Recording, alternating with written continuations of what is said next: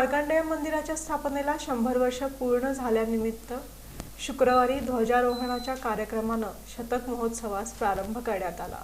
पद्मशाली ज्ञाती संस्थेच्या श्री मार्कंडेय मंदिर स्थापनेला 100 वर्षे पूर्ण झाली असून शतक वर्ष महापूजेला ध्वजारोहण करून सुरुवात झाली। यावेळी पद्मशाली ज्ञाती संस्थेचे अध्यक्ष सुरेश फलमारी, सचिव संतोष सोमा यांच्या हस्ते ध्वजारोहण करण्यात आलं। या प्रसंगी हिशोब तपासनीस रमेश कैरमकोंडा, विश्वस्त नरसप्पा इप्पाकायल, संचालक राम गड्डम, अशोक बल्ला, नागेश सरगम सर्व पुरोहित उपस्थित होते। शतक महोत्सवानिमित्त मंदिरात विविध धार्मिक कार्यक्रम पार पडणार आहेत।